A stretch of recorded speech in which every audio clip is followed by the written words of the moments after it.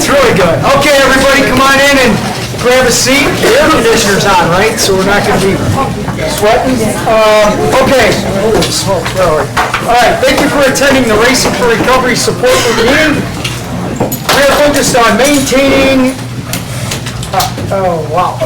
a drug-free and healthy lifestyle. Since 2001, our open forum meeting welcomes parents, adolescents, recovering individuals, and anyone who supports our mission.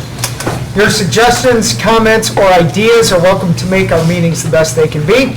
The Racing for Recovery Support Group meeting is a cutting-edge alternative to what is currently offered. By combining substance abusers, families, friends, and the public at large, we have created an environment that is beneficial to everyone who has been affected by alcohol and drug addiction. We start at 7 o'clock. Please be on time. Please turn off and stay off your cell phones. And please, only one person speaks at a time. And when you do speak, please do it loudly so everyone can hear you, because what you have to say is important.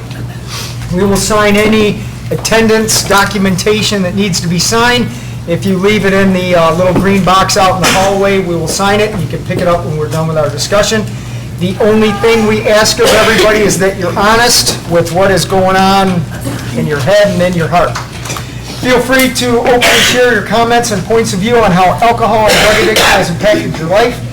This meeting is open to people of all ages and welcomes diversity, so please refrain from using excessive foul language or language that discriminates against any race, gender, religion, ethnicity, sexual orientation, or disability in order to maintain an atmosphere of respect and dignity for all who are present. If you see a visitor, a new member, or returning member that you haven't seen in a while, please warmly welcome them into our program. Please refrain from getting up and leaving the meeting while it's in progress because it's disruptive to others.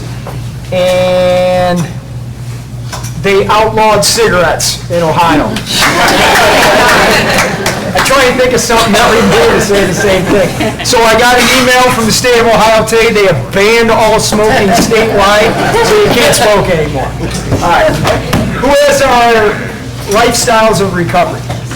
Guidelines for living a lifestyle of recovery. Recognize that substance abuse ruins lives.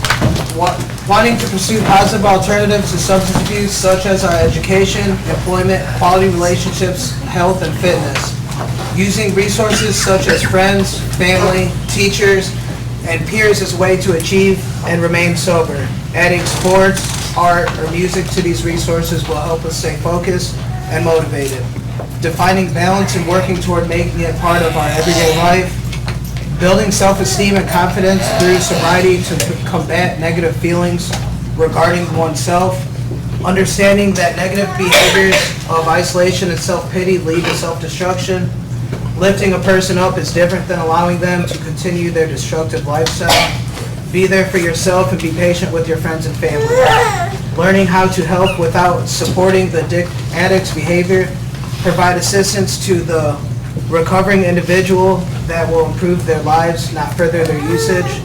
Recognizing personal challenges and integrating them into our lifestyle as challenges to triumph over.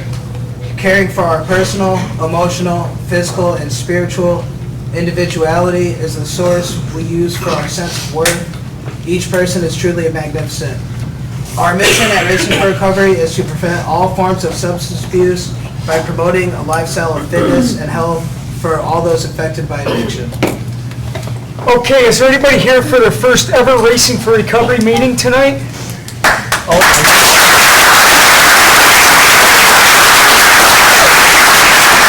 Awesome, we're glad you're here. This is what we're going to do, and I want to kind of preface this real quickly. When we're going around and introducing ourselves, let's do it quickly so everybody can get in and make it loud. Try and, how do I say this very delicately? Try and condense your story quicker. How about that? Right? Especially if we've heard it several times. Right? So just quickly, who you are, why you're here, and how we can help you so we can make sure we get everybody introduced and have longer time doing what we do. Jake. I'm Jake. This place has helped me see what I'm able to accomplish in the future, and I'm going for it. Sir? David, I'm an alcoholic. Been here for a while, just back after about a year, but glad to be back. Good to see you.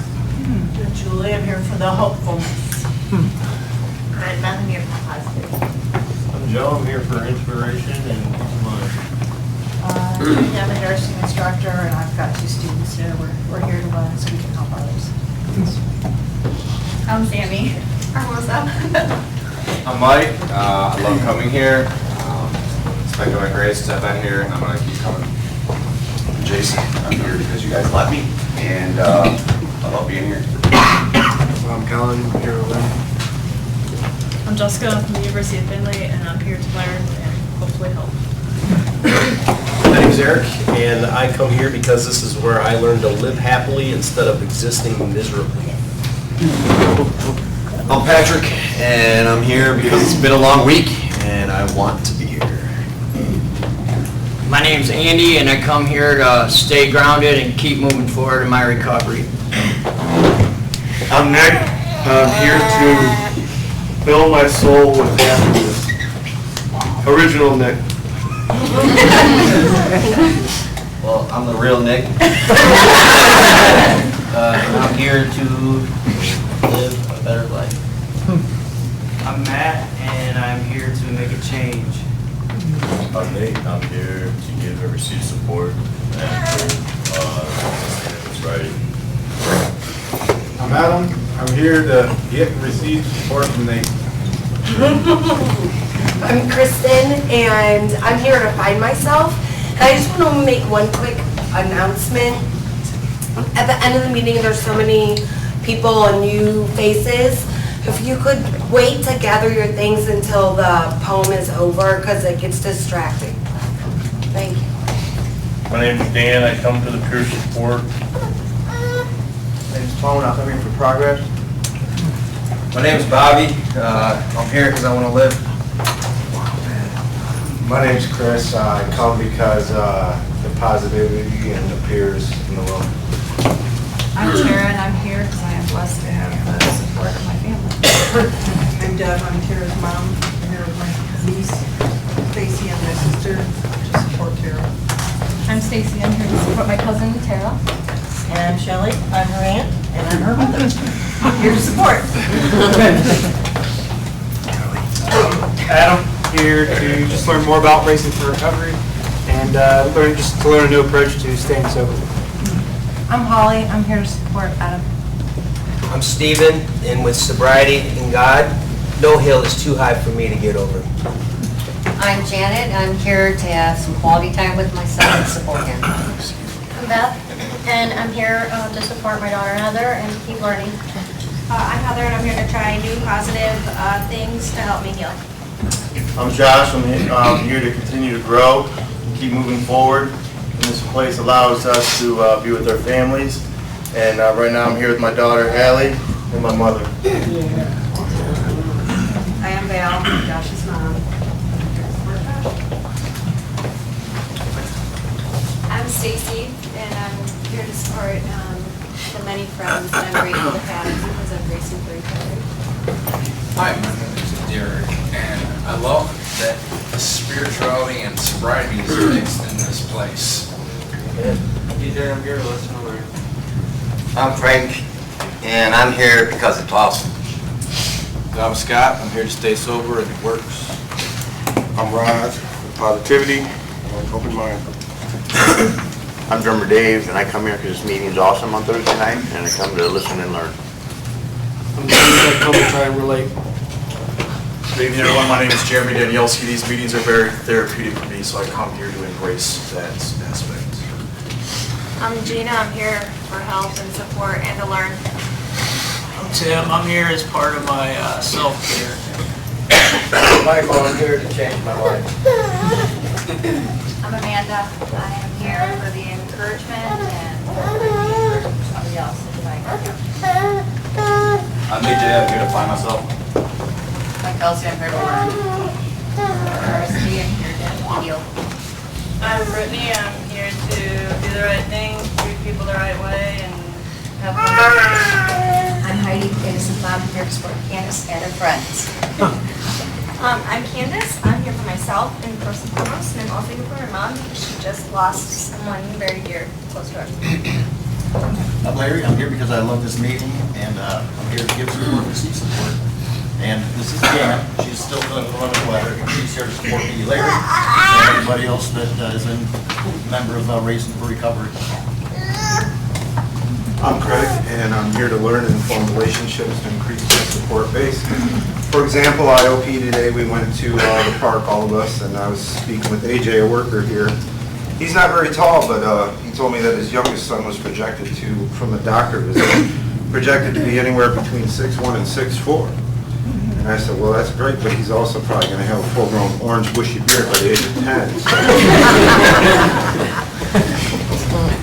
I'm Michelle, and I'm here to support my son Mike and all the great friends that he's made here.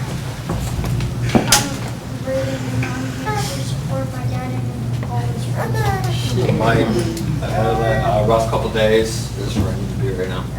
This is Braxton. He's audio. I'm Mike. I'm here because I need to be, want to be. Dylan, I'm here to stay sober. My name's Daryl. My mom just got back from the funeral, so I'm actually here to support her tonight. I'm Mom. I'm Misty, and I'm here to support Daryl. He told me today I needed this more than too. My name is Tom, I come here to continue to learn. I'm Tom, and I'm here to see all the various stages of 120 success stories tonight. Hi, Mike. I'm here because I value my life today. I'm Rachel, and I'm here because I'm inspired by each and every one of you on a daily basis. Hi, I'm Susan, and I'm here because I love being Hi, I'm Bruce. I'm on the support side, and I'm here to support anyone here in this group as best I can. And what I get out of the program is all the great success I see here is a great inspiration to me in a lot of areas of my life. Tammy, I'm here to support my daughter. Melissa, I'm here to listen and learn. Jacob, I'm here to learn more about racing. Dan, here to stay sober. My name's Sandy. Years ago, we walked into this room. We had two sons, adult sons, were addicts, very deep into their addiction.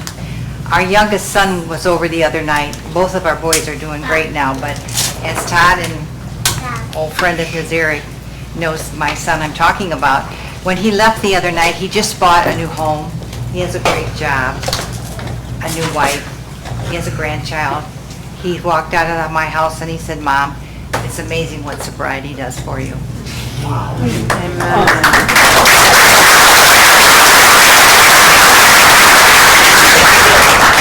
I'm Ron, I come here to support Racing for Recovery and support everyone in Racing for Recovery. I'm Kim, and I come here because it helps keep me focused on my own sobriety, and it helps me deal with the passing of my son 5 months ago, and it's really helping me to heal. I'm Conrad. I'm here to listen and give support. I'm Lance. I'm here because I count. Jose, I'm here to listen and learn. I'm Bobby Joe. I'm here to find out who I am and to remain sober. I'm Christy. This is my first time, and I'm here to learn. I'm Junior. I'm here because I love it here. I'm Ronnie, and I'm here to support Junior. And I'm Richard. You know my speech. I'm here to support my awesome son, Junior. Paul, go ahead. I'm Paula. I'm here because every single day I am learning something new about myself. I'm Denise Jacobs' mom, and I'm here to give and get support. I'm Diane Jordan's mom. I'm here to support my awesome son. Hi, I'm Cheryl, and I'm here for the support, and I'm thankful for everything you guys are doing. Hi, I'm Betty. I'm working on balance today, and a way I'm doing that is by changing my environment and surrounding myself by positive peers. Hi, I'm Sarah. I'm here to understand my why and then listen and apply it. I'm John. I'm here because Racing for Recovery is teaching me that I deserve sobriety and I deserve happiness. And I'm worth it. Yeah. I'm Tara, and I'm here because life's too beautiful to waste it away. I'm Randall. I come to Racing for Recovery to constantly be on this never-ending journey. I'm Desiree, and I'm here to learn balance. I'm Megan, I'm here to remain teachable. Good evening, I'm Marty. I'm here to support my family, and specifically my son, John. Awesome. Hi, my name is Alev, and I'm here to support my son John and to support everybody and keep love. Darlene? Hi, I'm Darlene. I'm here to make the choice to remain sober for the rest of my life. I'm Emily. I'm here for a lifestyle change. I'm Chris. I'm here to support Emily and any other people that need support. I'm Grandma. I found this place where people like to hug, so I come. My name's Kelly, and I come to fill up my cup so I can give back what was so graciously given to me. I'm Kevin, and I'm hoping to end up my school years. What day is it today, sir? Today is sure happy it's Thursday. That's right. I'm Kurt. I also had a great experience at IOP in the Mountain Park, and I just keep coming back to those experiences. I'm Mike, and I keep coming to keep learning. I'm Peg. I'm here to support my son Michael. I'm Kathy. I'm here to support my daughter Sarah and anyone else that's in the group. That it's a treasure to watch weeks go by and life come into everyone's faces from when they first start to just weeks later. It's like so beautiful watching the transformation in your bodies and then in your lives. So thank you. Hi, I'm John, here for self-control, self-improvement, and to be responsible. I'm Tyler. I'm here to learn and try to make a better life for myself. I'm Jeff, and I'm here because I believe in this lifestyle. I'm Ashley, and I'm just glad to be here because I always get inspired by every story that I hear. I'm Rachel. It's been a really long week, so I just wanted to come here. I'm Ashley, and I'm here because this is where I learned how to love myself. I'm Sydney. This is my first meeting, and I'm here to support my mom and stepfather, and as a nursing student to learn. I'm Deanna. I'm here to support my husband, Jim. I'm Jim, and I'm here because I believe I have a responsibility to make the world a better place, and if I can't make myself better first, I can't fulfill that responsibility. Wow. I'm Kelly. I'm here to support my son, Tyler. Sorry, Kelly. I'm Carl. I'm here to heal, to learn, and make a place it lately, and to be accountable for that. I'm Adam. I am here to be part of the solution, and I am extremely happy to be here. I'm Leanna, and I'm here to continue living a positive lifestyle. I can't see, so I'm Faye, and I'm here to give and get support. My name's Dustin. I came with my family to see my second family. They're in the hall. Joe. My name's Joe. I'm here because I love myself. I'm Jeremy, and I'm here to live. I'm Tiffany. I'm here to learn what's caused me to do the things that I've done and to remain happy. My name's Courtney. I'm here because this works for me, and I've made some really good friends and great support. I'm Jalen. I'm here to meet new people and learn things that are going to help you stay sober. I love that shirt, dude. You wear that every day, you'll stay sober the rest of your life.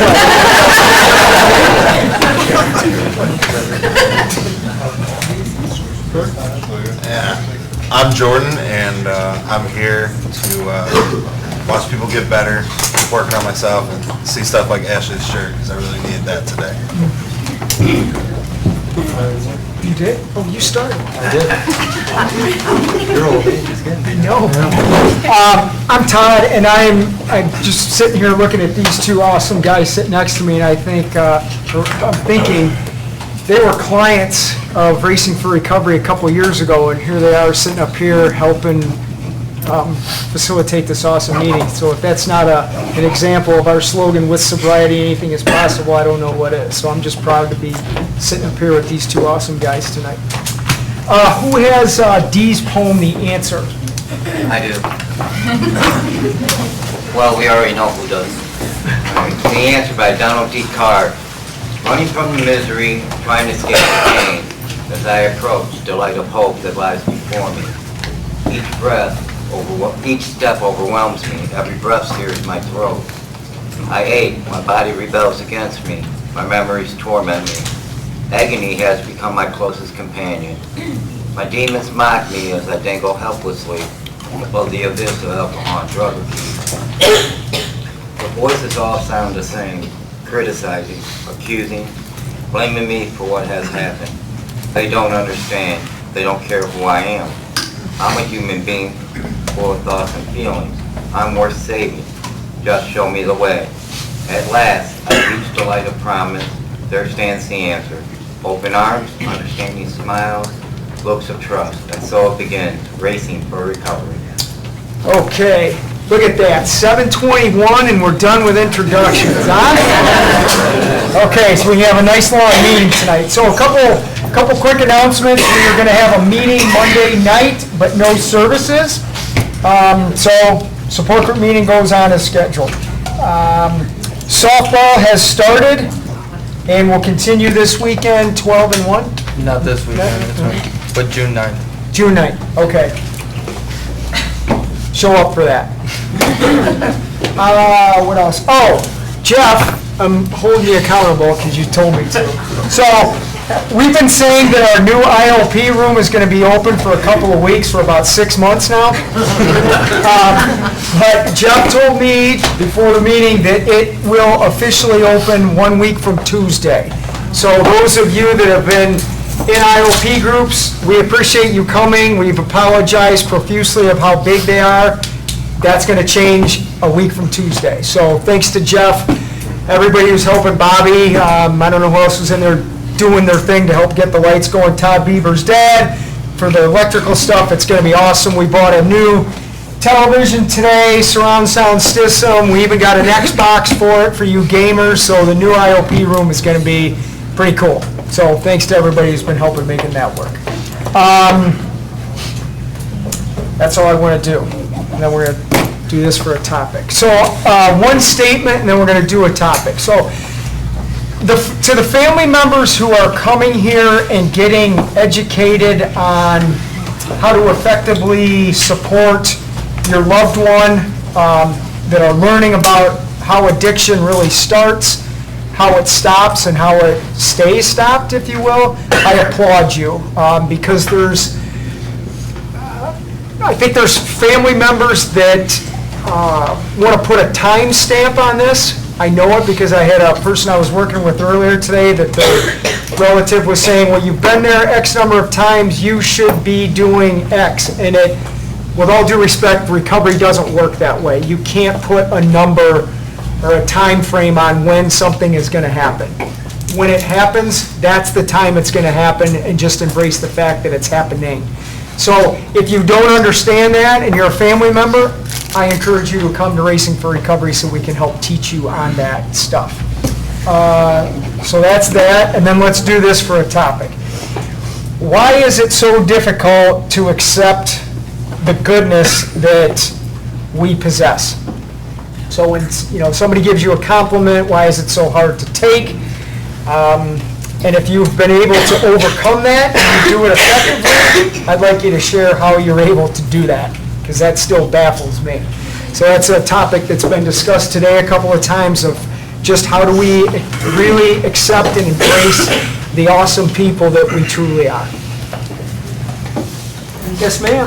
I'm going to give you an example that happened today. I tell him that the changes I see in him make me really proud. But he can't handle me saying that right now because he's worried. Well, you tell him how you explained it to me this morning. Well, I just feel like I just feel like it's not my mom's duty to wake up every morning and say she's proud of me that I'm sober. This is a lifestyle. It's something that I'm going to do for the rest of my life. If it makes her happy to do that, she's more than welcome. But I feel that this is something that I should have done a long time ago. that this is something I'm going to do for the rest of my life. It's something that is just something that should be. Not something that should be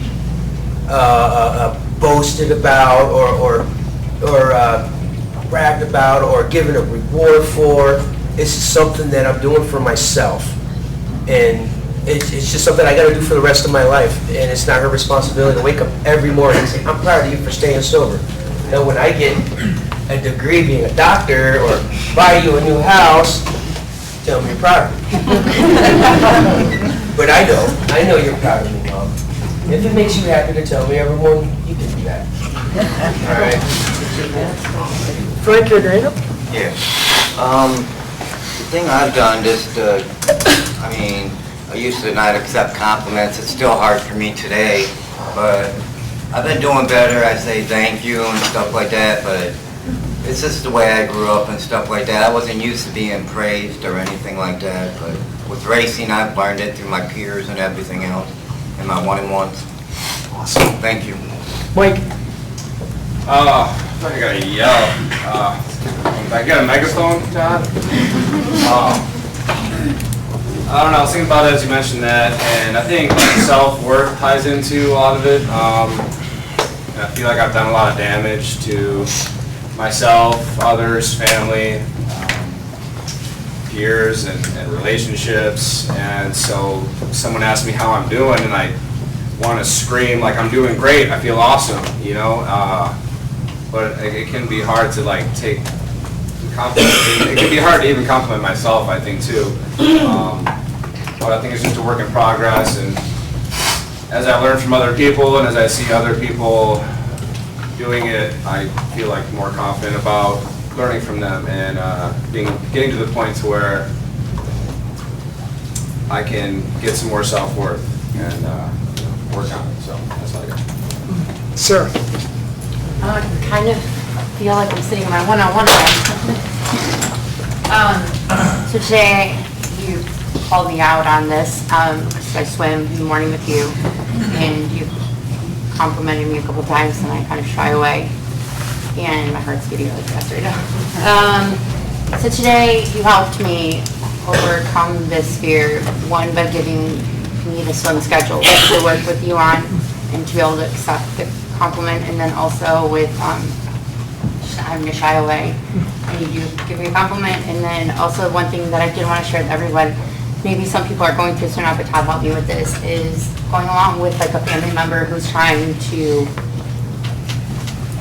put a time frame on how long you need to be here. I'm going through that right now, and Todd gave me some advice on this, and then also with eating a lot of crow with that, you know, like having to deal with that and having to overcome that. He gave me some really good advice on, one thing that he talked about was talking to that person when they bring up, you know, how long do you need to be in this, and like, shouldn't it only be a 30-day program, every other program's 30 days, and trying to explain to them how that works. And then he just basically advised that you can talk to them and how is this revisiting this going to help you type thing, if that makes sense. So instead of having to constantly justify ourselves, we can utilize that line. Does that make sense? Maybe you can. Does to me. Okay. Going along with complimenting, I feel like as much as people want to compliment you, people also want to throw things back up in your face that you've done so much, and it's really frustrating. I find myself trying to apologize for that, or shy away from the conversation, just like with compliments. So. Before we carry on, let me try and add to what Sarah said right there. What I was conveying to her was, a lot of times, and families have every right to speak their feelings on what we've done, because we've done some stuff, it's created a lot of feelings. And I encourage the families to go ahead and let it rip. You know, you did this, you made me feel, that's all well and good, and we do have to accept that. What Sarah and I were talking about is when it repeatedly comes up. For example, if you have a great weekend, and then on Tuesday, once again, you're hearing about how many things that you've messed up, you can listen to it again, and then I think it's fair to pose a question of saying, is talking about this again going to help? right? Because it gives the family a chance to then say, yeah, we just argued about this a week ago, I don't want to do that again. So it's not combative, it's simply posing a question that says, hey, do we really want to go over this again that we've been fighting about repeatedly? And I think it brings an opportunity to heal quicker as opposed to keep fighting about the same thing. And I want to stress this, I am not minimizing the stuff that we've done to give the families the feelings that they have. I'm trying to bridge that healing gap quicker. That was what we're trying to do. But she said it better than I did. I did, yeah. Kristen, you're up. For me, I think it has to do with as far as accepting compliments. I can accept a compliment, I say thank you, and it looks and sounds like I am taking it graciously, but inside I wasn't. And friends of mine would always say, Kristen, you don't see your own potential. You'll get there one day. Or I just didn't believe in myself, think that I deserved it. And it is by me coming into lodging, using my peer support and my one-on-ones, and being active is really helping me with my self-worth and believing in what people say. The nice things, the compliments. Megan. So it's kind of funny you said that, Kristen. So throughout my active addiction, I beat myself up mentally, physically, emotionally. I had other people do it for me also because I wasn't living a good life. So like self-worth takes a long time to rebuild. My mom, so I expressed what I wanted to start doing, because I have a year and that time limit, started kind of like creeping up on me, like, okay, so what do we do from here? So that way I don't become complacent. So my son's dad paid for me to send out for my CDCA. And so I'm getting that ball rolling. Awesome. And so I told my mom, and my mom actually told me she was proud of me today, which is huge.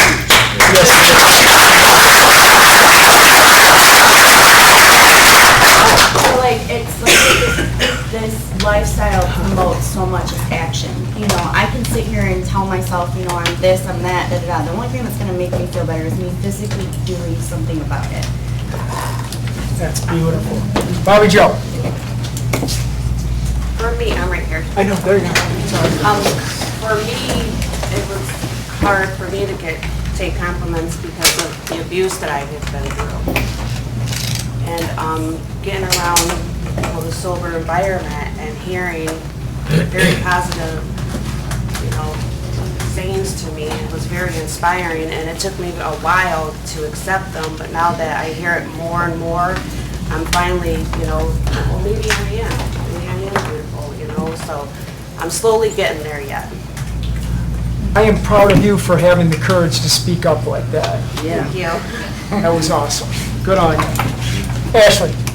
I think speaking purely from personal experience, I think prior to sobriety, for an entire lifetime, thinking the worst things about myself and just having such low self-esteem, I think what makes it hard to hear compliments is because internally you hear what they're saying, but it kind of makes you cringe because you think, I know who I really am, and you feel like that person doesn't really know who you are. And I think just a lifetime of thinking poorly of yourself kind of creates this very, very heavy curtain, and as you heal, it starts to part, but it takes a really long time because there's no, like you were saying, there's no timeline on this stuff and there's no timeline on healing. And I think because I know for me, even as my self-esteem improves, sometimes it's still hard to put away certain ideas that you have about yourself. Wow. Randall. Just kind of what everyone's saying, like it's self-esteem. For me, I've done a lot of destruction and with my family, my life, and I just feel like I don't deserve it. Like I don't deserve all these compliments that, oh, you're doing great or whatever. Like I just feel like I don't know, I'm just not worth it. And that's like a constant battle, like trying to flip it and say, you are worth it though. And constantly, it's like an everyday thing that you have to keep in check. And trying to make your head just flip it. And it's really tough at times. But the things that I'm doing today to help that are working out, doing activities, hobbies, being like sports, and know that I'm a good person today. And even if people think I'm not, it doesn't matter because I know I am. There you go. Yeah. Roland, Mike. I was kind of stuck in that. I thought that was my purpose. Like, I thought that's, where I was meant to be. And I stopped loving myself. That most of us did. And, you sit in IOP and, I'm trying to listen more and more listening and talking lately. And, when you listen, you kind of like have some doors that you got open and things you're trying to figure out. And sometimes I listen and then I'll hear something that will shut a door or two, but then another one opens, so it's never ending process. And loving herself got brought up the other day, and it was the first time I really thought about it. Since I've been here, like, wow, I haven't even thought about that. Do I really love myself? And I can honestly say I do love myself today.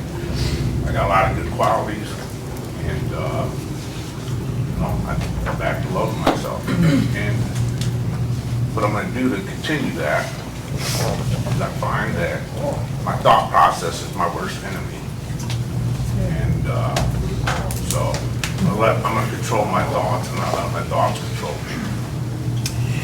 One of the reasons why I'm bringing up this topic tonight is, have you ever seen somebody that had self-worth that is shooting up drugs and snorting whatever and smoking whatever? The answer to that is no.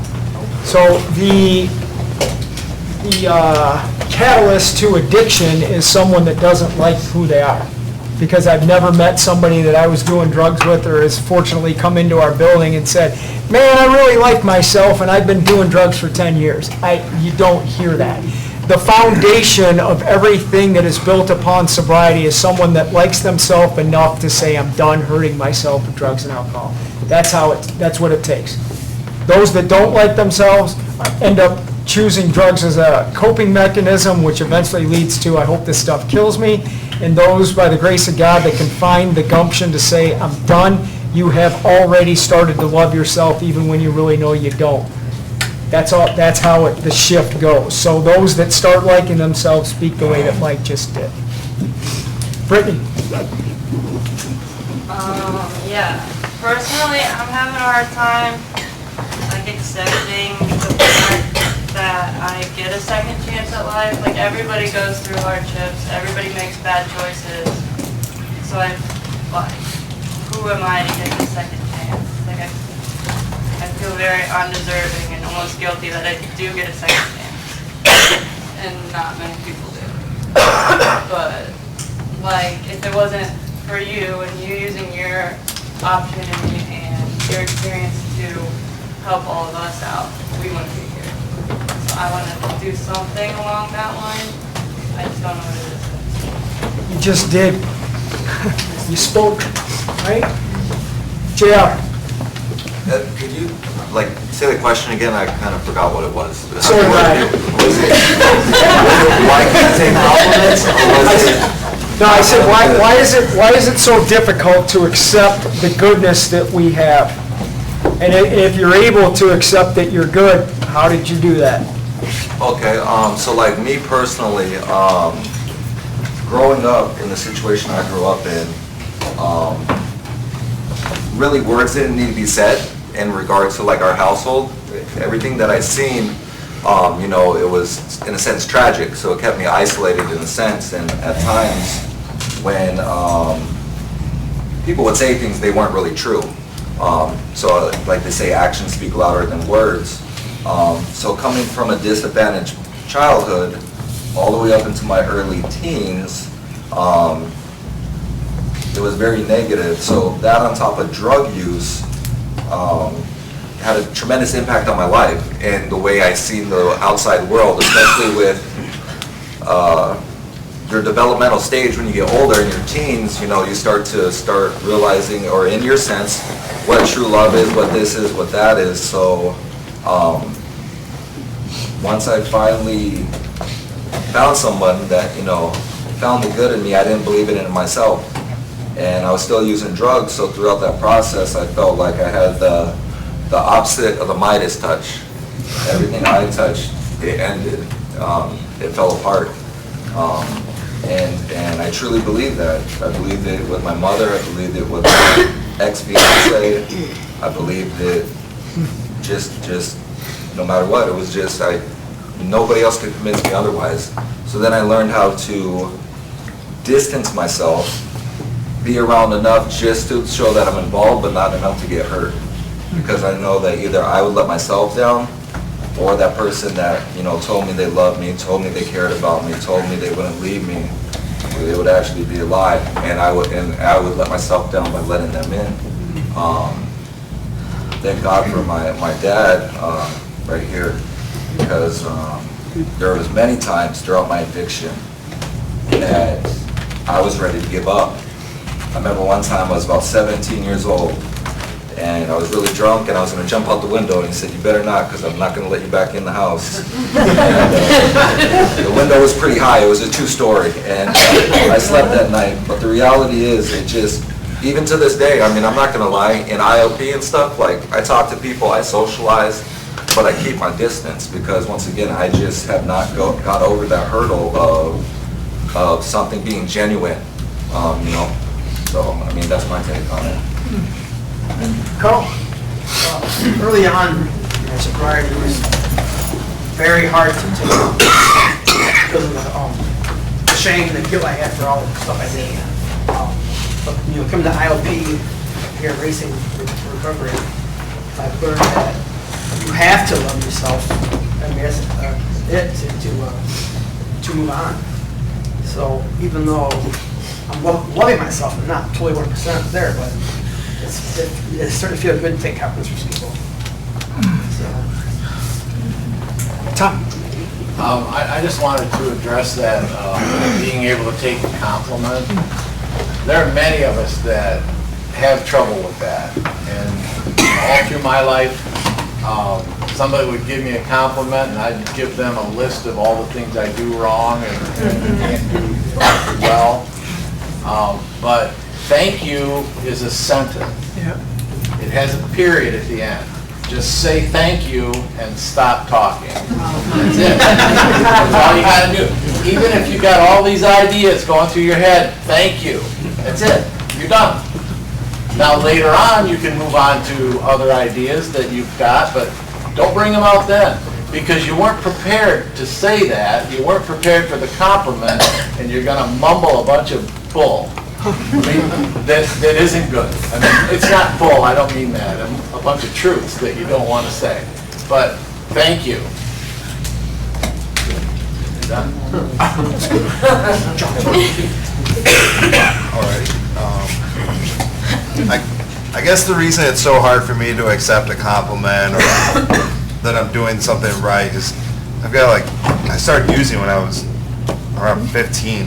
So I had at least 10 years of just being, you know, not such a great person.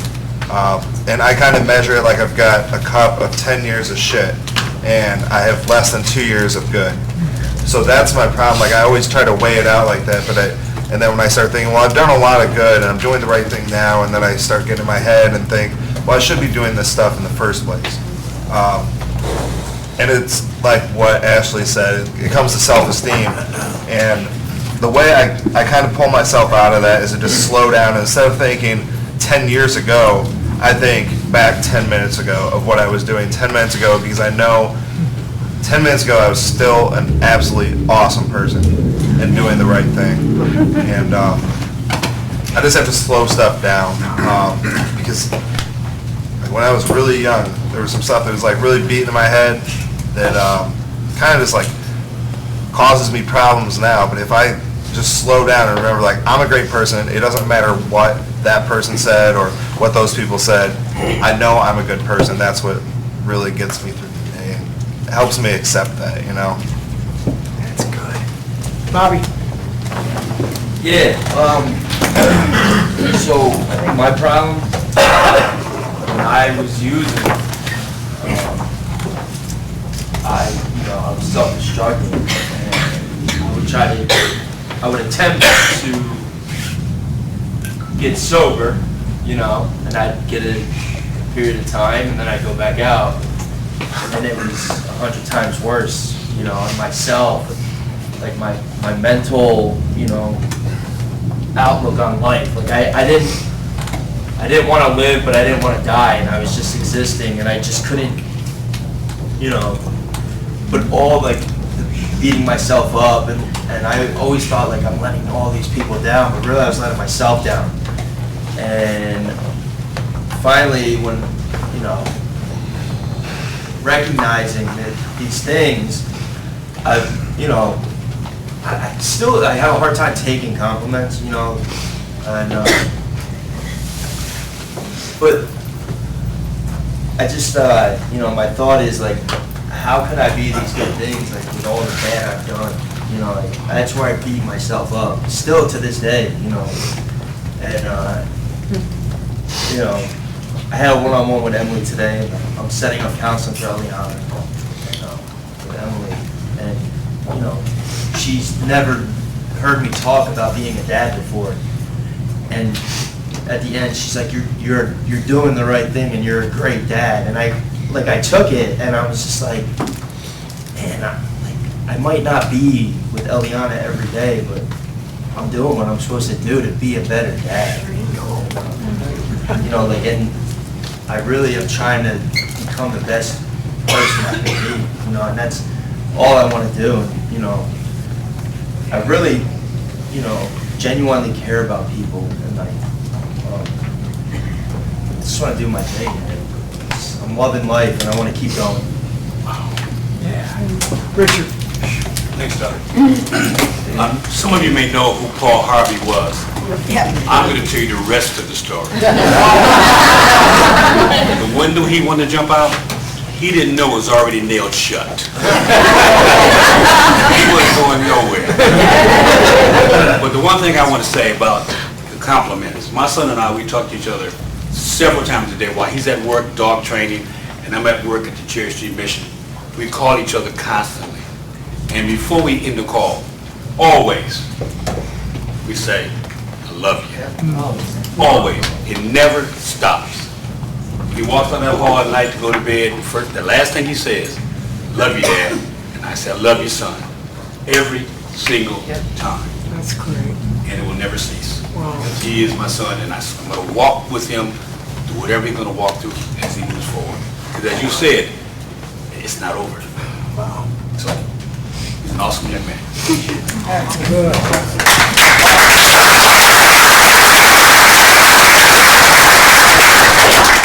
Amanda? Yeah, as far as taking compliments, especially in regards to family and friends saying they're proud of you, proud of me.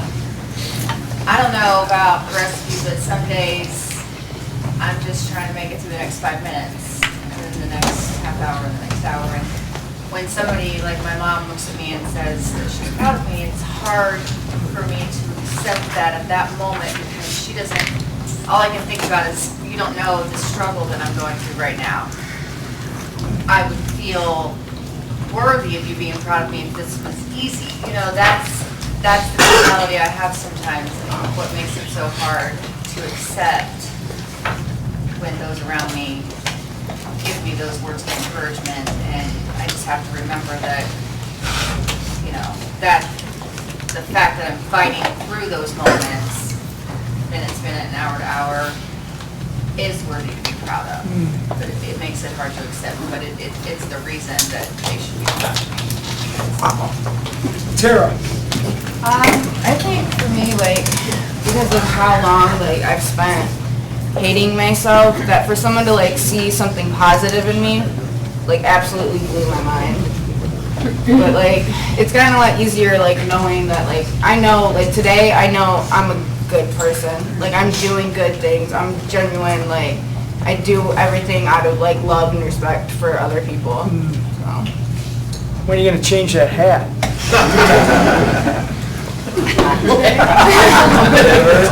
Jeremy. I'm going to speak in regards to like receiving compliments, especially from my family in regards to like my sobriety. In the past, it was difficult for me because looking back at it in hindsight, I didn't have any substance in my sobriety. Regardless of how much time I might have obtained, I didn't have any density. It was very one-dimensional. At this point in my life, I find it much easier to take compliments, especially from people close to me in regards to my sobriety, because I know I do it with much more integrity. I don't say that like I'm perfect, because I'm far from it, but it's, for me, it is, it's progress, not perfection.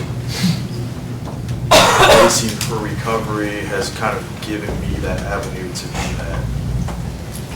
So as I stand here now, taking compliments in regards directly to my sobriety is much easier than it used to be, because I actually have some type of substance and density to it. John. God, I hate talking like this, but I felt like this is a good topic because this is something I've struggled with for a while. It's just feeling like I'm not worthy of the benefits and happiness that come with sobriety. You know, because of things that I've done in my past. A lot of people have said, just feeling like I'm not worthy, you know. This is why I continue to come to racing and I fight every single day. This is the first place that is teaching me to love myself. Like, it's so much bigger than just stop doing drugs, don't drink alcohol. It's like a complete 360. It's a complete lifestyle change. It's teaching you that you're worthy. You can be someone that you never thought you could be. It's okay to love yourself. I look in the mirror now and I'm starting, for the first time in a long time, I'm starting to accept the person that's looking back at me. I'm starting to love the person that's looking back at me. And it's an amazing feeling. So I'm really grateful. I'm appreciative. And I love you guys. That's what I got. I'm going to give you 2 compliments. Are you ready? 1, you're awesome because you're wearing a hockey hat.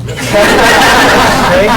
And 2, you get what Racing for Recovery is about. That part where you said it's not about just not drinking or doing drugs. I'm like, thank God, because everything else you said after that is exactly what this program offers, and I'm just glad you're utilizing it. That was awesome.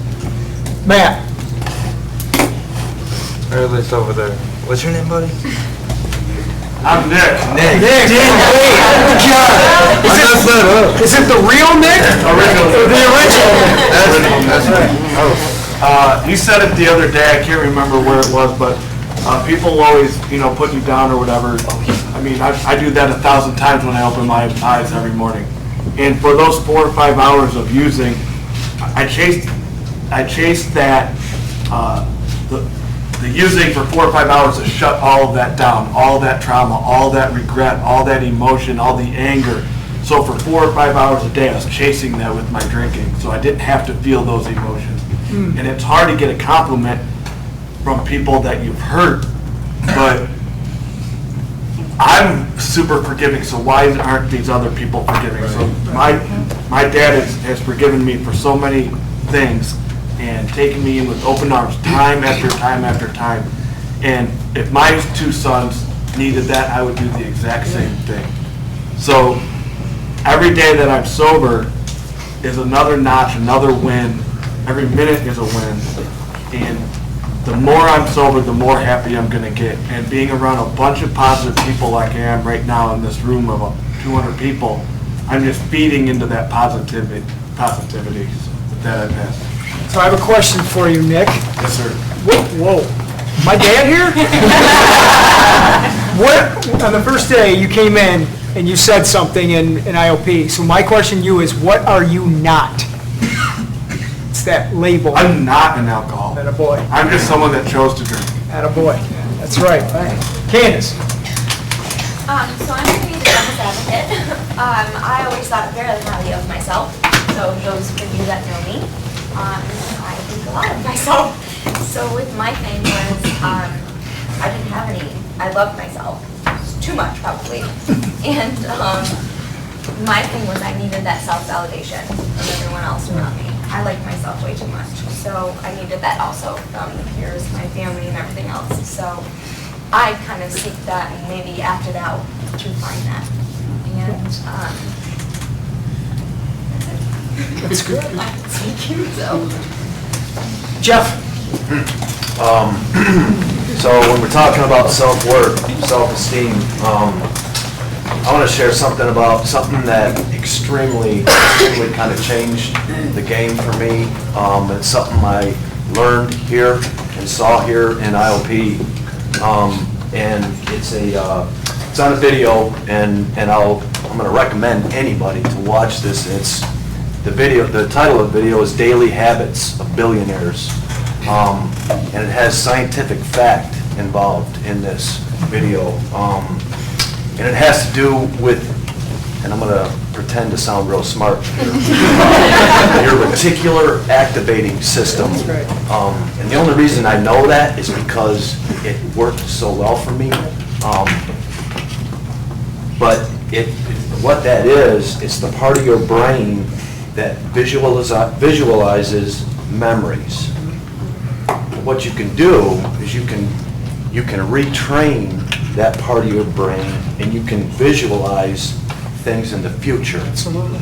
And this exercise that they talk about in this video only takes 30 seconds out of your day. And in the video, there is some monetary things and they talk about in there, but that's had nothing to do with what I was visualizing. It was the first thing that she said to do is to visualize how you're going to feel in the future when you have self-worth. How you're going to look and see it in your mind and see yourself in the future when you have self-worth and have self-esteem. And I started to do that every day, and it really changed the game for me. It's cool. Anybody, Mel Robbins, I think, is the person that the lady that does it. It's an awesome visualization exercise. Just recommend it for anybody. Kim? Hi. I was just gonna say, in the past, it was hard for me to take compliments from people because I wasn't being true to myself, and I felt like it was undeserving. But as the days progress and I go on and I start doing the right thing for me, whether that's going to church or helping somebody else or eating healthy for a day or whatever, I feel like the more I do the right thing, the easier it is to accept a compliment, because I'm starting to believe it myself by doing the right thing. And so, like I said, it's easier. And when I do feel those negative thoughts creeping in, I replace a negative thought with 3 positive ones. And that really seems to work for me. So I'm getting better, I believe. Jake? It's crazy that you brought that up, because I was going to say something. Joe and I were talking about that earlier. When I first got here, I despised who I was, ashamed to be the person I became. And over time, it took quite a bit of time to actually, like John said, be able to look in the mirror and accept who I was and actually smile at who I was becoming. But in order to get to that point, I had to look deep down inside and actually find out what I love to do. And that just, over doing that consistently, like, I mean, I'm sure you guys hear it quite a bit, but hitting the gym, that made me feel good.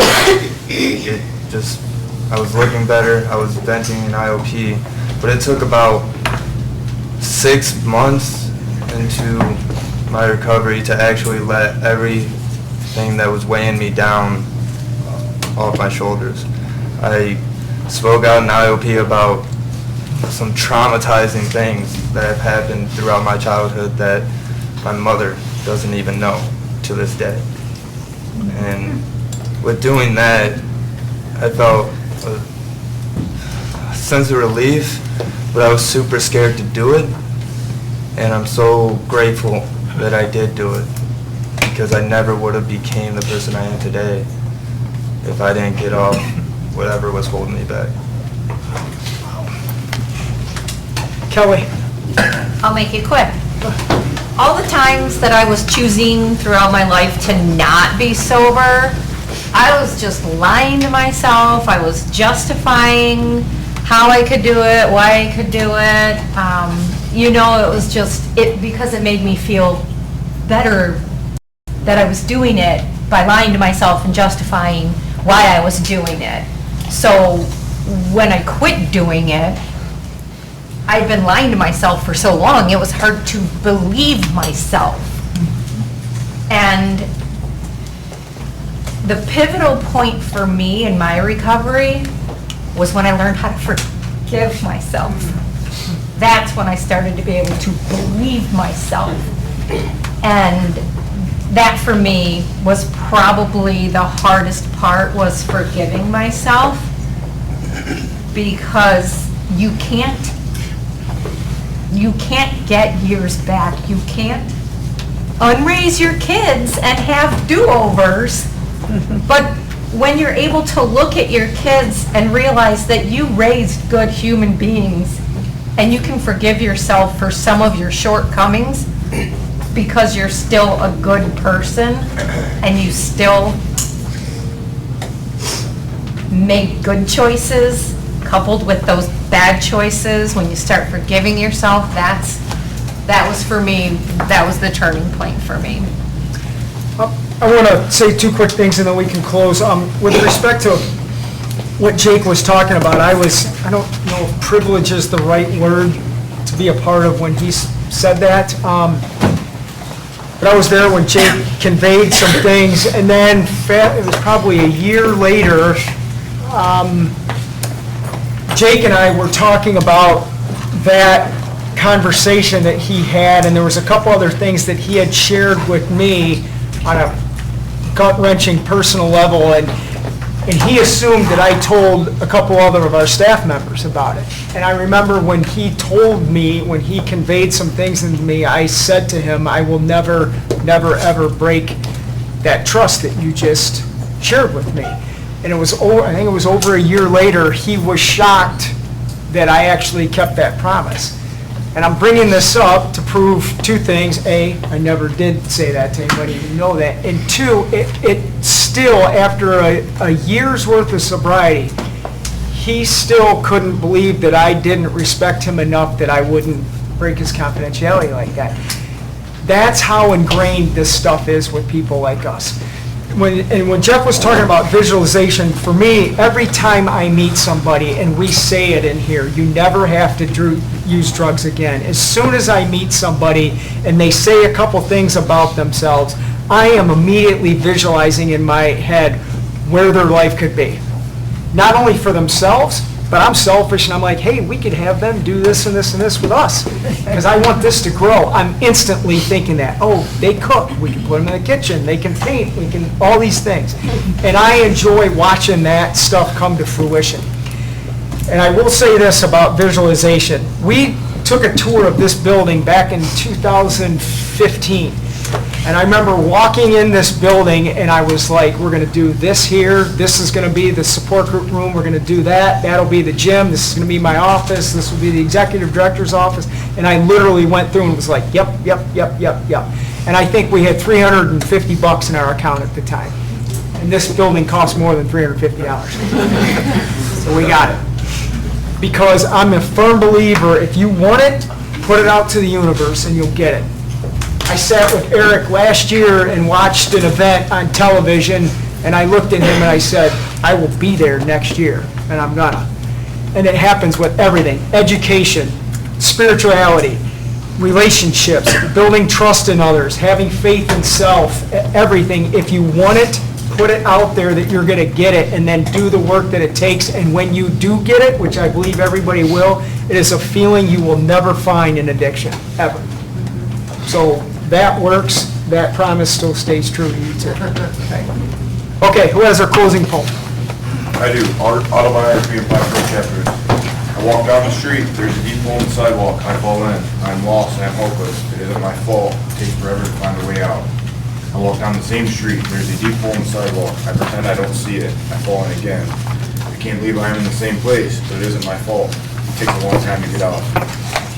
I walk down the same street, there's a deep hole in the sidewalk. I see it is there. I still fall in, it's a habit. My eyes are open, I know where I am. It is my fault, I get out immediately. I walk down the same street, there's a deep hole in the sidewalk, and I walk around it. Thanks for coming, everyone!